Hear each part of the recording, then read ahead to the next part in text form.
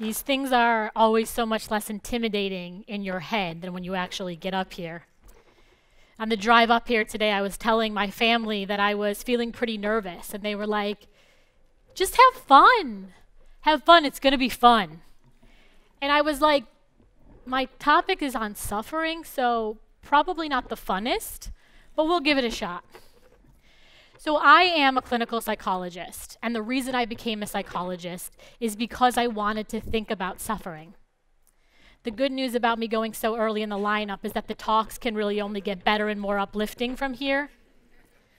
Today I want to tell you what I've learned. Some of it is about the art of suffering, weathering it with creativity and grace, and some of it is what I've learned in science-based labs and clinics. Let's begin with a definition. Suffering is defined as the state of undergoing pain, distress, or hardship. Currently, I work in the fields of neuroscience and psychology, where I study the brain bases of things that make us miserable. Depression, anxiety, PTSD. In other words, it's pretty safe to say I'm a ton of fun at parties. In all seriousness, within the fields of psychology and neuroscience, my area of expertise is stress and trauma. For many years, I have asked the question, how and why does trauma make us sick? Currently, I try to answer this question in the lab and in clinic with patients. When I'm in the lab, I use technologies like fMRI or EEG to examine how various forms of mental illness affect the brain. As a clinician, I've treated hundreds of patients suffering from a wide array of conditions and circumstances. Back when I was a much younger clinician, I was running a support group for bereaved spouses. One day, a young wife spoke up and said something that I want to share with you today. Now, this particular woman was in a group of older adults, people who had lost their spouse at a much later age in life. And she said that when she first started coming to the group, she could barely tolerate it, because listening to everyone else talk about their spouse of 10, 20, even 40 years only served to remind her of all the time and moments she would never have. She also said that when she first started coming, she was extremely depressed. She described the loss of her young husband as a shattering event, one that had destroyed the life she had known. When she finally decided that she was ready to start picking up the shards around her and cobble herself back together, she said that some of the broken pieces were pieces of herself.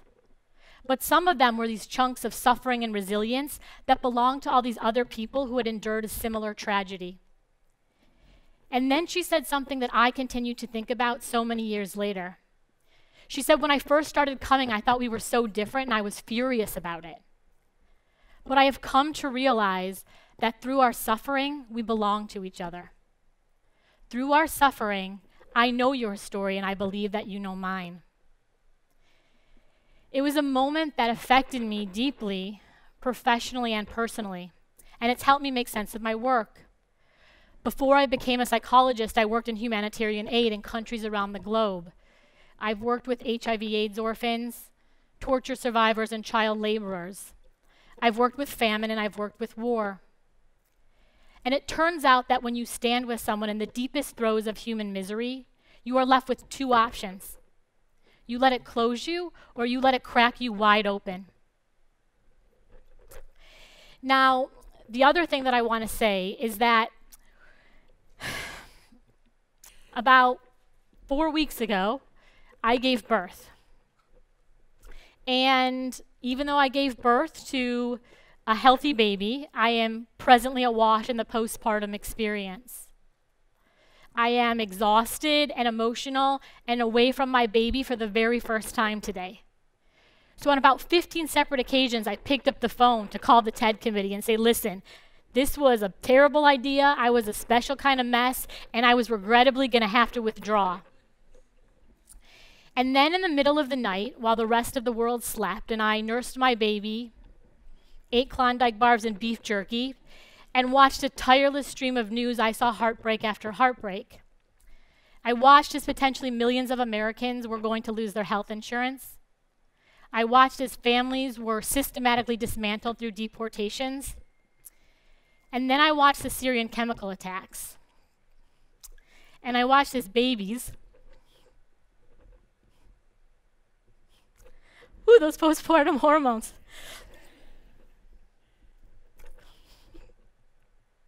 just like my own, were murdered. And so I thought to myself, okay, step away from the Klondike bars, see if you still know how to shower, and get on that stage and say what you came here to say. And I came here today because I wanted to tell you that the one thing I believe to be true about this human experience is that we all suffer. Sometimes, like in my prior examples, suffering roars. But more often it comes in quieter forms. In our feelings of inadequacy, shame, loneliness, and grief. I know that in the face of suffering, there's often a knee-jerk reaction to turn away from it. But I am here today to encourage you to look at it, to look at your pain and to look at the pain of others. Because as awful as suffering can be, it does offer an opportunity to connect more deeply to ourselves and to others. And so today I want to share 3 lessons that I've learned from almost 2 decades of work with stress and trauma. It's my hope that these lessons can help you relate differently and think about differently to your pain and to the pain of others. Lesson number 1. We will lose. As a psychologist and as a humanitarian, I've spent years witnessing loss after loss. Sometimes those losses occur in a sudden, violent flash. I'm thinking about patients of mine whose lives have been destroyed in the instant of an IED explosion. Sometimes they're more of a slow bleed. I'm thinking of patients of mine who have chronic diseases like dementia. Sometimes they're incredibly common, like divorce or addiction or death. Sometimes they happen inexplicably early in life, and sometimes they happen after many, many good decades. The bottom line is we all lose. And more than that, ultimately, we are all going to lose everything, because certainly this lifetime is finite. On the surface, that can be a realization that's heavy to hear and heavy to carry. In fact, that's literally what the word suffering means. The etymology of the word means to bear or to carry. So yes, on one hand, we must bear the heavy weight of loss. You know, when I was talking to my family about this presentation and telling them about my topic, they raised some pretty valid concerns. Now, the thing in my family is that people like to make statements in the form of questions. It's about as subtle as a 2x4 in your face. So it kind of went like this. Do you really need to talk about this? Why don't you change the topic? Or my personal favorite, did I want everybody crying in the back of the auditorium? No, I don't want everyone crying in the back of the auditorium. And I think what they were saying was really valid, and I actually thought about changing the topic. But this is also an honest one, because loss is our reality. And I think that if we can think about loss right, it offers a profound sense of clarity. And this clarity is a gift. Ironically, the more you settle into this realization and the more you open yourself to the promise of suffering, the more this realization can be a means to powerful, clear-eyed living. And here's why. When we block out this fundamental truth that loss is inevitable and that each of us will endure painful loss, it creates a false sense of security that leads to 2 things. First, we think we're safer than we really are. And second, we think that we have more time than we really do. Taken together, these 2 things cause a lot of us to live lives that are not consistent with our deepest values and desires. We spend time toiling in jobs that don't touch our souls. We put off helping people because we think there'll be more time later. We neglect our own bodies and we bury our own dreams by failing to ask the most pressing and urgent question of our lifetime. What do I truly want to create with this one shot I've been given? Now, I know that this is a lot to take in, but I believe that what I'm trying to offer you today is a takeaway from lesson number 1. And this takeaway is a charge to hold on to this sacred message that loss is inevitable, that time waits for no one, and that your hour for wholehearted, clear-eyed living is now. Lesson number 2, touch what hurts. When I first started doing trauma-focused therapy with my patients, I found myself wanting to talk to them about everything, except, of course, what actually brought them into treatment, which was their trauma. Now, the thing about trauma work is that even your most enthusiastic patient is going to be very ambivalent about doing trauma-focused therapy. And this makes sense because who in their right mind enjoys talking about trauma? But here's the paradoxical secret about healing from trauma. It's often best to go right for the therapeutic jugular. In other words, the thing that's so awful that everyone wants to avoid, you address it head on in treatment. In fact, the frontline trauma-focused treatments that have the best scientific support ask the patients to tell their worst traumatic experience in detail over and over and over.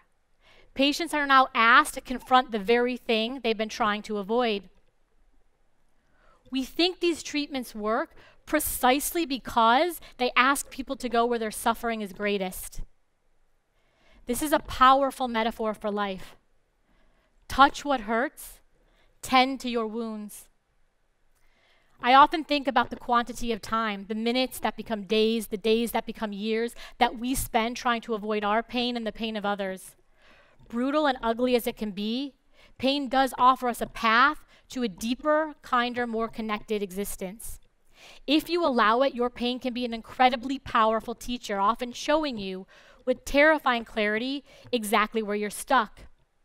If I'm feeling lonely, it's time for me to reach out for connection to others. If your pain is anger, let it motivate you to constructive action. If it's shame or humiliation, it's time to do the hard work of self-acceptance. The bottom line, the moral of lesson 2, is do not let your wounds fester. Tend to suffering and touch tenderly where it hurts. Lesson 3, build suffering skills. As I paid more and more attention to suffering across my career, I became increasingly troubled that we as a culture are taught nothing about resilience to suffering.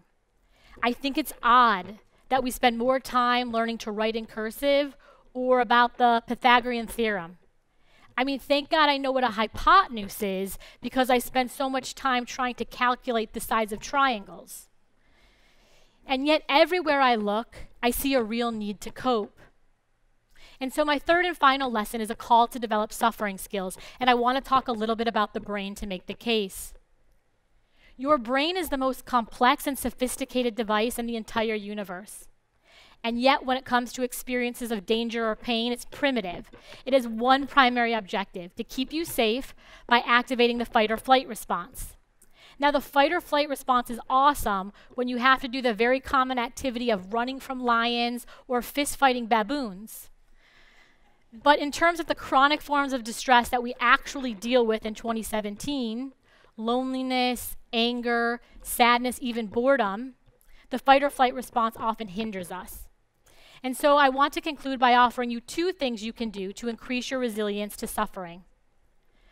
First, stay. Simply stay. When distress arises, there's often an instinctual knee-jerk reaction to avoid it. Now, when you do this, it's because your brain is complicit in this cycle. In fact, there's neural networks in your brain whose job it is to continuously scan the environment and constantly promote action.